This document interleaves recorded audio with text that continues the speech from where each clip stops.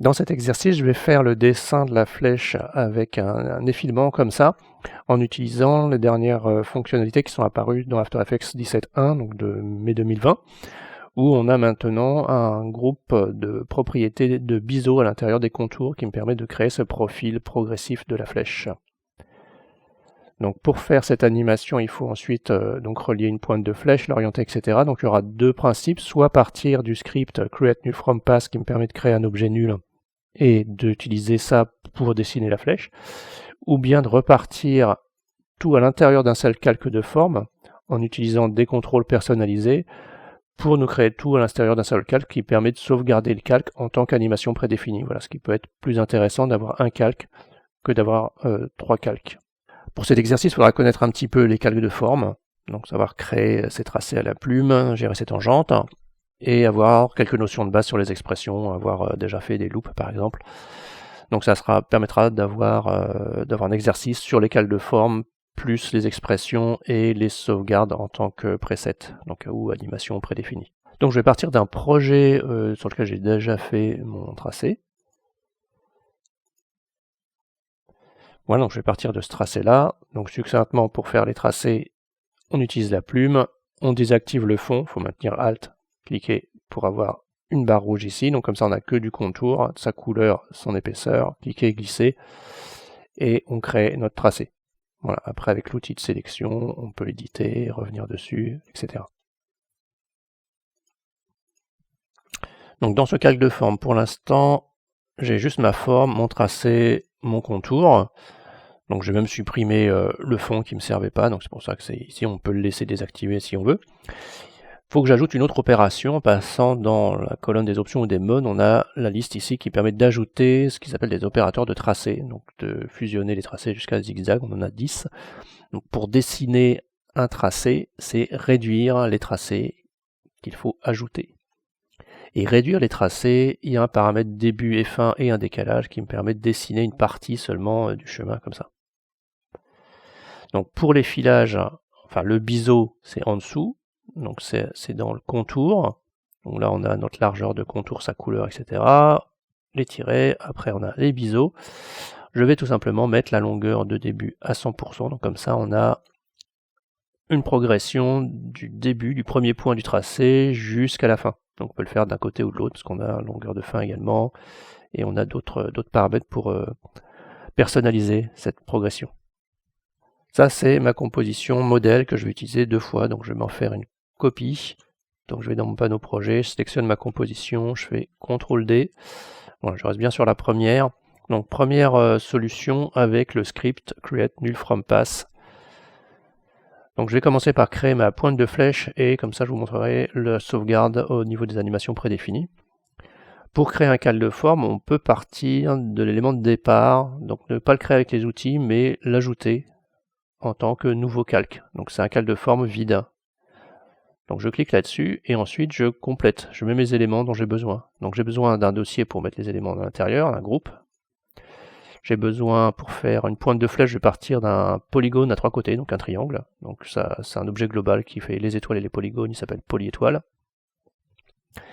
Et pour qu'il soit visible, il faut que je mette un fond ou un contour. Donc là je vais mettre une couleur de fond que je vais choisir en blanc. Donc ensuite je descends dans mon panneau montage, donc mon tracé polyétoile que j'ai ajouté il est là, je vais le prendre de type polygone, à trois côtés, enfin ou à 3 points, c'est pareil, et une rotation à 90 degrés parce que je veux qu'il soit orienté vers la droite, la pointe vers la droite. Pour aller un petit peu plus loin, pour faire un truc un petit peu plus élaboré, on va faire plutôt qu'un triangle, quelque chose comme un chevron, il y aura une espèce de triangle qui sera enlevé à la base ici. Donc je repars de mon premier tracé de polyétoile, je duplique. Je vais le grouper, ça va me permettre de placer son point d'ancrage et de jouer sur son échelle plus facilement, donc en le mettant dans un sous-dossier. Donc c'est groupé, c'est CTRL-G comme dans d'autres applications, c'est quelque chose qui se trouve au niveau des menus là-dedans, associer les formes. Donc là j'associe une seule forme avec elle-même. Donc moi, maintenant que j'ai un groupe, avec mon outil de sélection, j'ai un cadre ici qui me permet de déplacer cet objet, de le tourner, de changer d'échelle, etc. Je vais faire quelques CTRL Z pour bien remettre tout en place. Je peux aussi utiliser l'outil de déplacement de point d'ancrage. Donc je vais prendre le point d'ancrage de ce groupe et je vais le mettre un peu vers l'arrière. J'appuie sur majuscule pour rester à l'horizontale, je le mets un tout petit peu derrière, et je reprends mon outil de sélection et je vais l'écraser un petit peu comme ça sur le côté gauche. Et je vais du coup enlever ce triangle écrasé au triangle du dessus qui est là. Donc pour faire ça, je reprends mon groupe 1, donc je remonte au niveau du dessus, et dans ce groupe, j'ajoute une autre opération, fusionner les tracés. Donc il se met bien en dessous mes deux tracés précédents, et le mode de fusion dont j'ai besoin, c'est la soustraction. Voilà, là, ça me crée une pointe de flèche qui a cet aspect-là. Pour sauvegarder tout ça et pouvoir le réutiliser plus tard, je sélectionne groupe 1.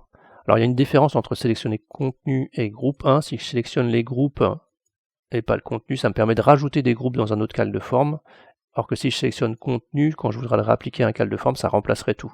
Donc là je prends bien que le groupe qui m'intéresse, ou les groupes si j'en avais plusieurs, et je clique après dans le panneau Effets et paramètres prédéfinis, en bas à droite, il y a un petit bouton, Nouvelle animation prédéfinie. Donc on doit atterrir ici, dans nos documents Adobe After Effects 2020 User Preset, et on lui donne un petit nom pour le sauvegarder et pour le réutiliser plus tard. Je vais appeler ça pointe. Je vais enregistrer. Maintenant, dans mon panneau animation prédéfinie, j'ai un user preset avec ma pointe. Donc si je veux l'utiliser, je double-clique dessus, c'est une des solutions. Alors, dans ma composition, je double-clique, voilà, et ça m'ajoute, ça a été enregistré, sauvegardé, je peux le réutiliser plus tard. Maintenant qu'on a nos deux éléments séparés, donc celui-là, je vais l'appeler dessin. Et celui-là, pointe. Donc la pointe doit suivre le dessin.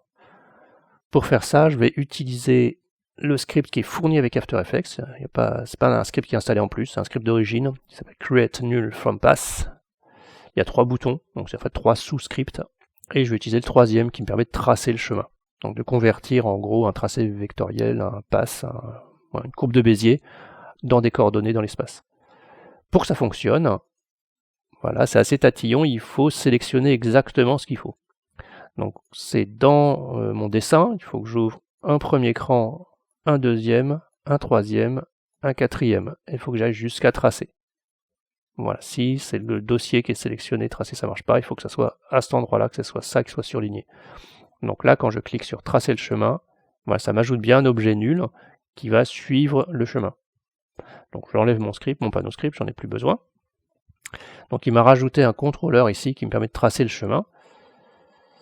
Et ça va me permettre de guider, de piloter ma pointe de flèche ici. Donc pour coller ma pointe de flèche au même endroit que l'objet nul ici, je vais le renommer parce que c'est le nom un peu long. Pour relier la pointe à la trace, ici, je prends le sélecteur donc, de parent, je pointe sur trace et je maintiens majuscule quand je relâche le bouton de la souris, ce qui déplace l'enfant vers le parent. Donc maintenant on a bien cette pointe de flèche qui circule comme ça. Alors elle est en boucle, hein. Donc ça c'est dans le panneau effet, donc quand j'ai un objet nul qui est sélectionné, ici je peux désactiver la boucle, donc comme ça quand elle arrive à la fin, elle ne recommence pas. Ensuite je peux appuyer sur U pour voir les clés, l'animation est assez rapide, ça a été fait sur 1 seconde par défaut, donc je vais faire ça plus long. Voilà, peut-être pas commencer au début. Donc ça c'est notre étape donc de déplacement de la pointe de flèche. Maintenant il faudrait que le dessin se forme en même temps. Donc pour que le dessin se forme en même temps, on va sur réduire les tracés, donc l'opération qu'on avait ajoutée qui permet de faire ça, et on va le piloter par la progression. Donc on a également la même forme, mais c'est pas le même outil, hein, c'est parent et lien. Donc ceux qui sont au premier niveau, au niveau des calques, c'est du parentage, et ceux qui sont au niveau des propriétés, c'est l'icône de sélection de propriétés, ça crée des expressions.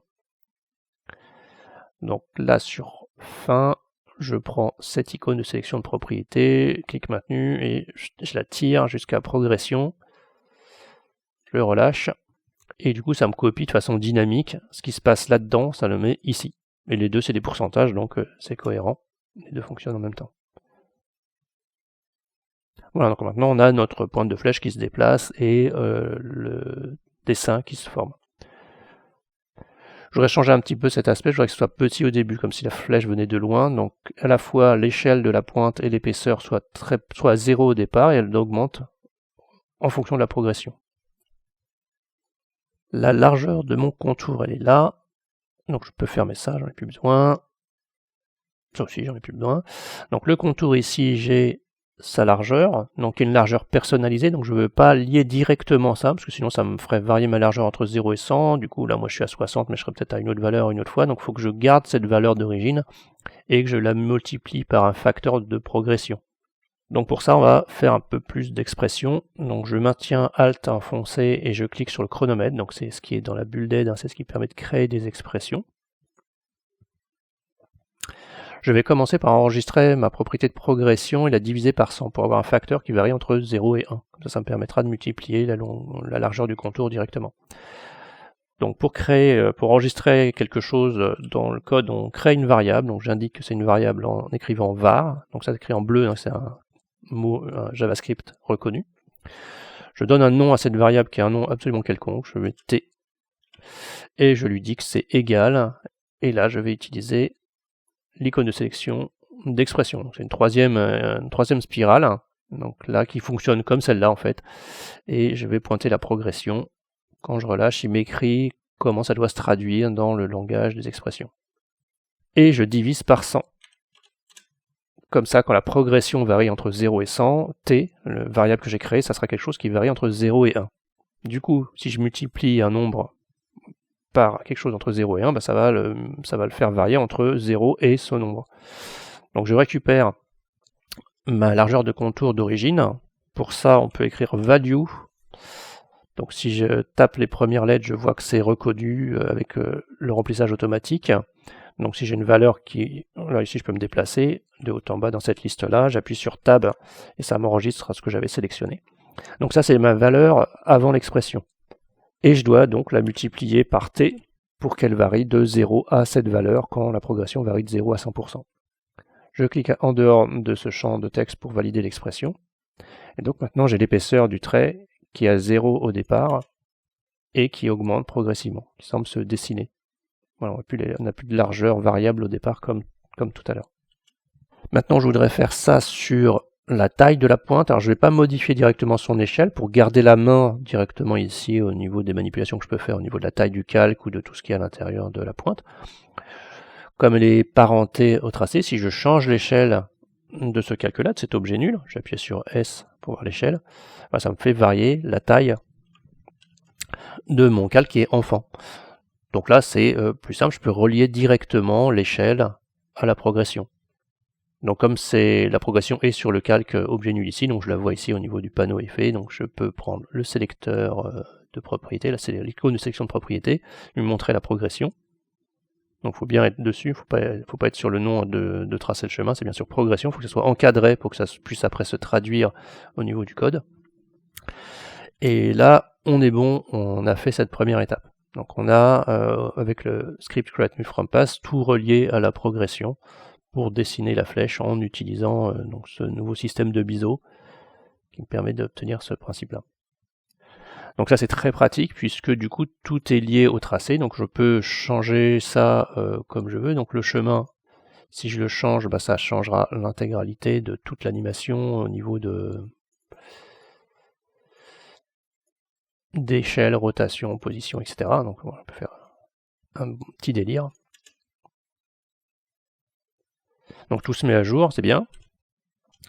Et puis on a un bon contrôle au niveau de la vitesse. Je resélectionne mon objet nul, j'appuie sur U pour voir les clés, je vais dans l'éditeur de graphique.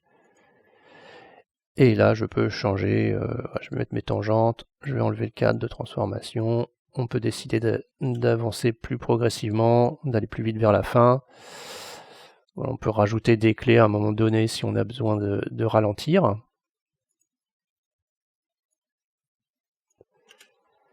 Voilà, on gère complètement notre vitesse et tout est relié. Mais on va aller un petit peu plus loin, on va refaire tout ça, mais avec un seul calque de forme, pour bien s'organiser dans un calque de forme, et puis essayer de comprendre un peu ce que fait le script create new from pass. Donc ce qu'il fait, je vais le regarder. Quand j'appuie sur P, il a joué sur la position, je fais majuscule R pour voir en même temps la rotation. Donc sur ces deux paramètres-là qu'il a joué qui nous intéressent. Donc pour de la position, pour récupérer une position par rapport à un tracé, c'est une expression qui s'écrit comme ça, point on pass. Donc c'est un point sur le tracé, sur le chemin. Et sur la rotation, c'est un petit peu plus compliqué parce qu'il n'y a pas d'angle de récupérer, il y a un vecteur. Donc c'est le vecteur tangent au chemin qu'il faut ensuite convertir en angle pour l'utiliser dans la rotation. Voilà, donc je vous montre ça, je vous montre comment ça fonctionne, et on va aller après un petit peu plus loin pour qu'on puisse gérer aussi la longueur de la flèche, et puis voir après comment sauvegarder tout ça en tant qu'animation prédéfinie. Donc je passe sur ma composition que j'avais gardée de côté, sur lequel j'ai mon tracé, avec le biseau pour faire la progression du dessin, le profil de dessin. Donc il faut que je rajoute ma pointe, mais je ne veux pas de pointes séparées comme là sur un autre calque, je veux que ça soit dans le même calque. Donc pour faire ça, je pourrais refaire ajouter groupe, triangle, etc. Mais comme j'ai déjà fait l'étape d'avant et que j'ai sauvegardé, je vais en profiter. Donc il suffit que je prenne mon preset pointe, que je le glisse dessus, et il me le rajoute. Voilà, encore une fois, pour que ça marche, quand on fait la sauvegarde, il ne faut pas sélectionner le contenu, mais bien sélectionner la forme. Donc là, il ne va pas remplacer le dessin précédent, il a rajouté. Donc là, c'est comme si j'avais des sous-calques. Je suis dans un seul calque, mais j'ai mes deux groupes séparés, et je vais pouvoir travailler dedans, faire tout ce que j'ai fait avant, mais dans un seul calque. Donc ça, ce groupe-là, c'est le dessin. Non, celui-là, c'est la pointe, pardon. Et voilà, celui-là, le grand, c'est le dessin. Pour piloter l'ensemble de l'animation, on va faire quelque chose qui ressemble à ce qui a été fait avant avec le script, mais on va le faire manuellement. On va ajouter une glissière, un contrôle. Donc dans les effets, j'ai option pour expression, paramètre glissière. Donc j'ajoute ça, ce paramètre glissière, que je vais rappeler progression. Et cette progression, quand elle va passer de 0 à 100, je veux que tout le dessin se forme dans un seul calque. On va avoir du coup 4 expressions à créer pour la position, la rotation, l'échelle et la largeur du contour. Et tout ça va dépendre de notre paramètre de progression qui est là. Alors voilà, je suis là. Et ça va dépendre également de la forme du tracé qui est là. Donc je vais commencer par tout simplement faire le dessin avec réduire le tracé. Donc c'est sur le dessin, là j'ai réduire le tracé, je vais animer fin en fonction de la progression que j'ai ici. Donc ça c'est le plus facile. Je prends le sélecteur et je vais pointer le curseur ici. Donc c'est une façon de déporter ce réglage là dans le panneau effet. Donc maintenant si je fais des images clés, je vais animer ma progression de 0 à 100. Et ça va se dessiner comme ça.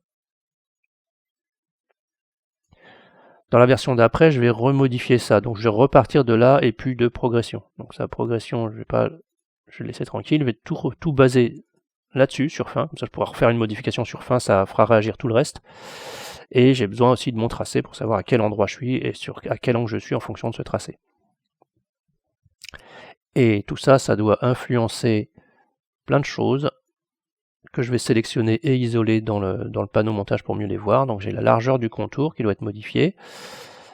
Et après, c'est les transformations géométriques de la pointe. Donc dans la pointe, donc dans lequel il y a les deux triangles, là en bas il y a le dossier global de toutes les transformations géométriques. J'ai besoin de modifier la position. J'appuie sur CTRL pour ajouter l'échelle et la rotation. Voilà, donc j'ai ces trois là, et ma largeur de contour, et mon tracé, et ma fin. J'appuie 2 fois sur S, voilà, comme ça me permet de bien voir sur quoi je vais travailler sans sans me perdre avec toutes les autres informations. 2 fois sur S, ça permet de mettre en solo les propriétés sélectionnées. Je vais commencer par la position. Donc il faut connaître la position pour cette pointe de flèche sur ce tracé en fonction de l'évolution de paramètres fin ici. Donc je crée l'expression sur la position en maintenant Alt et en cliquant sur le chronomètre, et j'ai besoin donc de 2 variables. Donc ma première variable, ça va être comme tout à l'heure, je vais l'appeler T. Sauf que là je ne vais pas prendre la progression, mais ça qui est une copie de la progression. Et je vais le diviser par 100, puisque la méthode qui est utilisée après, le point on pass, utilise un nombre qui varie entre 0 et 1 pour décrire une position sur le tracé entre le début du tracé et la fin du tracé. Donc faire attention, le point d'insertion il est dans le mot ici, il faut bien se mettre à la fin. Diviser, c'est la barre oblique, par 100. Quand il y a quelque chose qui s'affiche ici, il faut faire attention, il ne faut pas faire entrée ou tab ou des choses comme ça, il faut faire échappe ou cliquer à côté, voilà, pour ne pas utiliser cette proposition qui n'était pas nécessaire ici. Voilà, j'appuie sur la touche, la grosse touche entrée du clavier qui est le retour à la ligne, et je crée ma deuxième variable, donc qui va être le chemin là, sur lequel que je vais devoir parcourir. Je vais appeler ça trace, pourquoi pas, égal, et je vais aller le pointer directement. Alors si on échappe un peu l'expression que ça crée une erreur comme ça, quand vous retournez dedans, ça peut aller. Tiens, c'est curieux ça. Non, j'ai pas le message d'erreur. Si jamais vous avez le message d'erreur qui vous gêne ici, que je voulais vous montrer, mais là ça le fait pas, faut désactiver l'expression, comme ça quand on rentre dedans on n'a plus les messages d'erreur. Bon bref, donc ça, c'est ça. Voilà, je me mets flèche de droite pour aller à la fin, et je me rajoute ma ligne. Donc pour récupérer cette position sur le chemin, donc je réinvoque ma variable, donc qui s'appelle track. Donc il faut bien faire attention surtout à bien respecter comment on l'a écrit. Si on écrit quelque chose d'un peu plus long ou compliqué, double-clic pour sélectionner le mot, CTRL-C et CTRL-V. Voilà, ça c'est le plus sûr. Donc là on n'écrit plus var puisqu'elle a été créée avant. C'est juste var, c'est pour indiquer quand on l'a créé au départ que ce mot-là en question c'est une variable. Ensuite, donc on récupère notre variable et on peut agir dessus. Donc en écrivant ça, track, ça correspond à écrire tout ça. Donc après, si je veux agir sur ce chemin pour lui exécuter une action, je mets un point, c'est un opérateur point. Et en termes d'objet, je suis dans des propriétés de tracé, donc c'est là-dedans qu'on va trouver ce qui a trait au tracé. Voilà, si j'étais sur des images clés ou des marqueurs, par exemple, ça serait ça. Voilà, donc c'est en fonction des catégories. Donc là, on peut utiliser cette phrase-là, donc point on pass.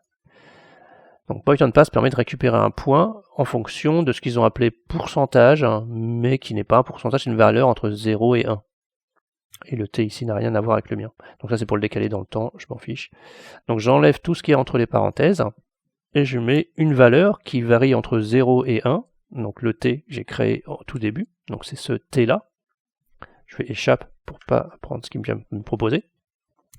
Donc là, il peut me dire quelle est la position d'un point sur mon chemin en lui donnant une valeur de 0 à 1. 0, je suis au départ, 1, je suis à la fin, 0,5, je serai au milieu.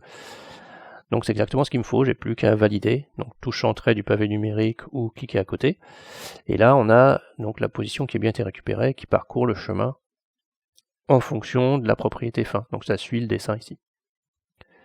Voilà, maintenant on va faire la rotation, c'est un petit peu plus compliqué. Donc je maintiens Alt, je clique sur le chronomètre, et en fait j'ai besoin des deux mêmes variables qu'il y a au-dessus. Donc je vais les récupérer comme ça, je vais les sélectionner pour ne pas avoir les refaire. Donc je copie ces deux lignes là, je les mets là. Voilà, donc ça c'est le point de départ. Et comme je vous disais avant, on ne peut pas récupérer un angle directement, on récupère un vecteur qui est le vecteur tangent. Donc je vais le stocker dans une nouvelle variable que je vais appeler vec, on pourrait mettre vec tangent, ce que vous voulez. Je récupère mon chemin, donc ça c'est ma variable. Voilà, donc là il ne me propose pas, donc c'est pas grave. Donc c'est bien ça, je ne me suis pas trompé en l'écrivant. Donc je mets le point, là donc on utilise une autre fonction qui est le tangent on pass. Alors si on le connaît, on peut l'écrire. Grâce au remplissage automatique, voilà, on va avoir une liste dans laquelle on va pouvoir naviguer avec les flèches de direction, appuyer sur Tab pour la valider. Le curseur est dans le champ où on monte les paramètres ou les arguments. T, donc ça c'est échappe. T c'est ma variable, la première variable. Voilà, donc j'ai mon tangent on pass qui est là. Si jamais je ne me rappelais plus comment ça s'écrit ou j'avais besoin de faire de la recherche sur les différentes possibilités, c'est cet objet là. C'est cette fonction, méthode. Voilà ici. Voilà, donc là ça fait l'erreur parce que je suis sorti du champ, ce que je vous expliquais. Quand il y a une erreur, il y a des trucs qui s'affichent comme ça. Donc pour pouvoir travailler sans voir ça, parce que c'est pas très pratique de le voir quand on est en train d'éditer le code, vous désactivez l'expression avec le égal, et comme ça on peut continuer. Donc j'ai mon vecteur, c'était pas fini, c'est pour ça que ça marche pas. Il faut maintenant que ce vecteur, faut connaître son angle en fait. Donc je vais récréer une autre variable que je vais appeler radian, puisque c'est une variable, puis un nom de variable qu'ils ont utilisé après, donc je prends le même nom. Donc pour récupérer l'angle de ce vecteur, c'est dans les JavaScript Maths, ici on a les fonctions trigonométriques, il y en a une qui me permet de donner l'angle d'un vecteur de coordonnées y, x. Donc les coordonnées sont inversées, je ne sais pas pourquoi. Donc maths arctangente 2, il veut y de mon vecteur ici, et x, et là j'aurai l'angle en radian. Donc les angles en radian, c'est parce que c'est des fonctions trigonométriques qui travaillent en radian. Donc en radian, 360 degrés, ça fait 2pi. Pi, ça fait 180 degrés. Donc après, il faudra les convertir en degrés. Parce que ici, c'est des degrés que j'utilise. Donc pour récupérer le y, donc ça, je l'efface. C'est juste, il m'indique ce que c'est, mais c'est pas fonctionnel. Il faut que je mette le mien. Donc le vecteur, il est là pour extraire ses coordonnées. Donc c'est un tableau de coordonnées x, y. Pour prendre la première coordonnée, il faut mettre entre crochets l'index de cette coordonnée. Donc et les index dans les tableaux commencent à 0. Donc le x il est dans 0 et le y lui il est dans 1. Voilà, donc j'enlève ça. Je fais maintenant le x, donc Alt-G, crochet, machin, carré, tout ça. Et là c'est le 0. Voilà, j'appuie sur fin pour mettre à la dernière ligne. Donc ça maintenant j'ai un angle. Maintenant il faut que je convertisse en degrés. Donc j'appuie sur l'entrée du retour à la ligne.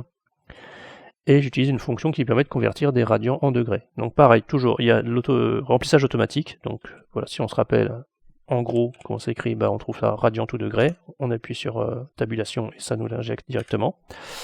Ou bien on va chercher ça dans la liste ici. Ça se trouve dans Other Math. Et dans ces listes-là, ils nous mettent toujours quelque chose entre parenthèses pour nous indiquer un peu ce qu'il faut mettre.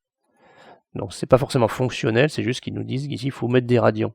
Et ça tombe bien puisque mes radians je les ai définis juste au-dessus, donc là ça va fonctionner.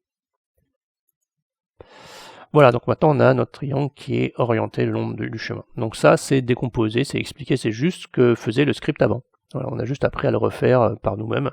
On aurait pu aussi copier l'expression, l'éditer, la modifier, etc. Donc c'est juste pour expliquer. Donc ça c'était la partie la plus difficile. Maintenant il nous reste encore à modifier l'échelle, donc qui est là. Alors l'échelle, je vais peut-être la personnaliser, c'est pas comme tout à l'heure, parce que là je suis pas sur l'objet nu, donc ça c'est peut-être une échelle que j'aurais besoin moi de modifier en fonction de l'aspect que je veux donner à cette flèche-là. Donc je vais faire comme on avait fait sur la largeur, c'est-à-dire je vais récupérer la valeur de l'échelle et je vais la multiplier par cette valeur-là divisée par 100 pour que ça varie entre 0 et 1. Donc je fais Alt-clic sur échelle, var t égale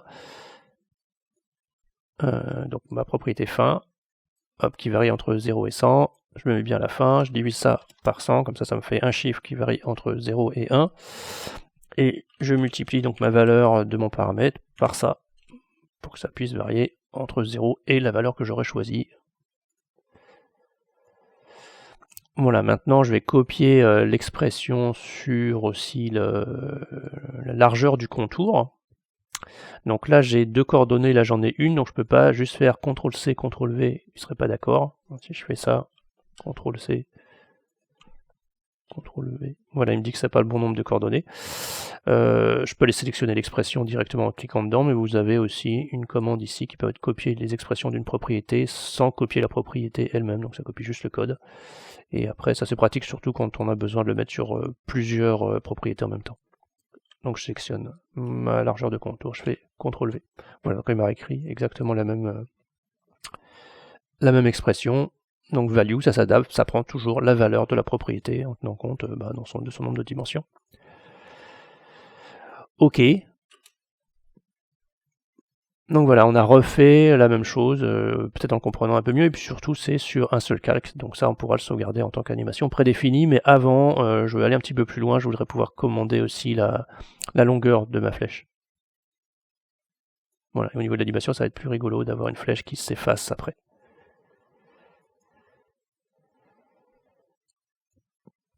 Donc j'ai besoin d'un contrôle supplémentaire, un contrôle de longueur. Donc je sélectionne mon calque, je fais un clic droit dans son panneau effet, option pour expression, et je reprends une nouvelle glissière, qui sera cette fois-ci ma longueur. Donc il va falloir réfléchir un petit peu comment faire ça, et c'est l'occasion de vous montrer, on pourrait faire autrement, c'est l'occasion de montrer dans les expressions, ce qu'on utilise souvent, il y a une petite fonction d'interpolation qui permet de transformer des valeurs d'une variation vers une autre. Donc j'ai la progression qui m'intéresse, j'ai la longueur qui m'intéresse, et je veux que ça commande ce qui se passe ici. Donc la longueur de la flèche, elle est définie par la différence que j'ai entre début et fin. Je ne peux pas utiliser le décalage malheureusement parce que ce décalage il est en degrés, du coup quand ma flèche elle disparaît d'un côté, elle re-rentre de l'autre côté. Moi je veux pas ça. Donc ça marche pas. Je vais devoir le faire à la main. Du coup il faut que début et fin aient toujours le même écart et que ça dépende, l'endroit où ils sont, ça dépend de la progression. Donc quand je suis au départ à 0, je veux pas de flèche. Je veux ma progression jusqu'à 100, et là je veux plus de flèche, je veux que la flèche ait disparu. Enfin le corps de la flèche aura disparu, mais il restera que le triangle. Donc ça veut dire que la flèche va grossir ici, elle va être, donc la propriété fin elle sera là, mais début sera toujours à 0. Quand on va dépasser la longueur, il y aura début qui va commencer à faire son chemin.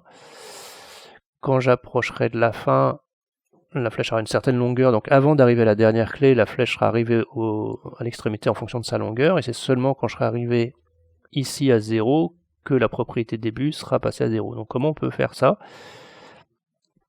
Je vais modifier cette propriété de fin et changer sa réaction par rapport à la progression. Donc il faut que ça varie entre 0 et 100, mais en tenant compte de la longueur.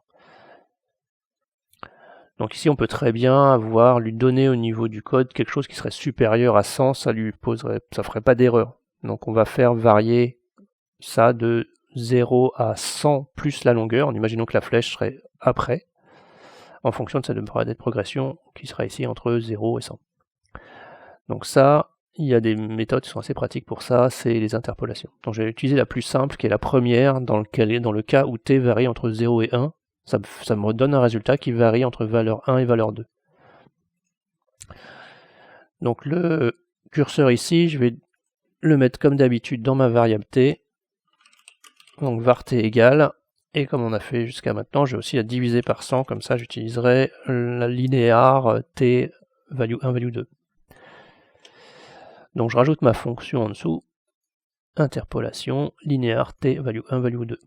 Donc ça tombe bien, le t qui est là, j'ai pris t aussi, donc j'ai pas à changer. Ok, je suis sorti de l'expression sans faire gaffe. Voilà, si on avait mis un autre nom ici, il faudrait mettre l'autre nom ici. Donc ma valeur 1, il faut que je réfléchisse. Donc quand je suis à 0 ici, je veux quoi paramètre fin? Je veux 0, c'est le départ. Par contre, un value 2, je veux que ça disparaisse, il arrive au bout plus tôt, avant d'arriver à 100, puisque la flèche a une certaine longueur, donc ça sera 100 plus la longueur. Mais la longueur, je ne l'ai pas encore mise en variable, j'ai oublié. Donc il faut que je crée une variable supplémentaire que je vais appeler L, dans lequel je stocke ma longueur. Et donc ça sera 100 plus L. Alors qu'est-ce que j'ai fait comme erreur? On peut cliquer sur le petit point d'exclamation, toujours... Bon, les messages d'erreur sont pas toujours très clairs, c'est que j'ai oublié le égal ici, tout simplement. Voilà, donc j'ai mes deux variables, t et l, et après je fais une interpolation, donc quand t varie entre 0 et 1, le résultat qui ressort de cette dernière ligne, ça sera quelque chose qui variera pas entre 0 et 1, ni 0 et 100, mais entre 0 et 100 plus l. Voilà, pour bien comprendre comment fonctionnent ces linéaires, je vais les recopier et je vais utiliser le même principe pour début. Donc Alt, clique sur le chrono, je recopie l'expression. Donc pour début, quand ça varie entre 0 et 1, donc le début de la flèche va pas partir tout de suite, il faut que ça dépende de la longueur. Donc la flèche sort, et une fois que ça atteint la longueur, ça commence à décaler. Donc c'est-à-dire qu'il faut imaginer que la flèche soit avant le premier point, donc elle serait quand la progression part de 0, le début lui serait à moins L, parce que c'est la longueur de flèche. Et après, par contre, là c'est bien la fin de l'animation, correspond à l'arrivée donc de la fin de la flèche jusqu'au bout. Voilà, bon, il y aura bien d'autres façons peut-être plus simples de voir ça, mais c'est juste pour travailler un petit peu sur les longueurs, sur les interpolations. Donc là j'ai ma longueur, je définis la longueur de ma flèche, et maintenant, voilà, elle peut s'effacer. Donc on peut définir quelle taille de flèche on veut.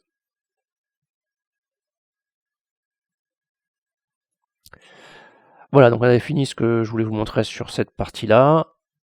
Donc là, comme précédemment, je ne vous refais pas, mais sur les animations, ici on peut revenir sur l'animation comme on veut, et on peut modifier aussi la forme du tracé, tout ça, donc ça mettra à jour, que ce soit l'animation, tout est synchronisé. Donc ça donne un modèle qui peut être réutilisé après pour plein d'autres formes. Donc pour pouvoir sauvegarder tout ce travail, en tant que preset pour pouvoir le réutiliser, on va sélectionner ce que l'on veut garder. Donc quand vous êtes organisé, donc souvent je referme en appuyant sur CTRL, voilà, ça me permet de tout bien refermer, et après là j'ai 2 dossiers. Tout ça je m'en sers pas, j'y ai pas touché normalement. Ça se passe là-dedans. Si on fait une sauvegarde d'animation prédéfinie en sauvegardant les groupes, en fait ça les remplace après quand on les applique sur un calque. Donc pourquoi pas, si on veut créer un calque, soit toujours comme ça. Maintenant, si j'ai mis des effets ou si je veux appliquer ça à un autre calque de forme, je vais plutôt le rajouter. Dans ce cas-là, il faut que je sélectionne ces parties-là. Voilà, donc c'est 4 éléments dont j'ai besoin pour recréer cette animation. Si je veux le sauvegarder dans mes animations prédéfinies, en bas du panneau animation et prédéfini, je clique sur la petite feuille avec le coin relevé. Voilà, je lui donne un nom. J'enregistre. Et comme ça, j'ai sauvegardé toute mon animation. Si je crée une composition, si je vais dans mes animations prédéfinies, mes user presets, je double-clique sur flèche prégressive, voilà, ça m'ajoute toute mon animation. Elle est sauvegardée pour être réutilisée comme ça. Voilà, cet exercice est maintenant terminé. Donc, utilisez create null from pass. Alors, il y a des trucs qui pourraient être améliorés dans ce script, mais bon. Voilà, après, vous pourrez regarder ces deux outils-là aussi qui sont très pratiques. Et puis, bien maîtriser les calques de forme pour pouvoir créer des groupes, des sous-groupes. Voilà, ça peut être assez puissant, assez intéressant de savoir créer un objet assez complexe dans un seul calque pour pouvoir après le réutiliser de façon plus flexible en passant par des presets prédéfinis, et puis contrôler les calques de forme avec des systèmes de glissière. Ici, vous pouvez déporter tous les systèmes de contrôle de calque dans votre panneau effet.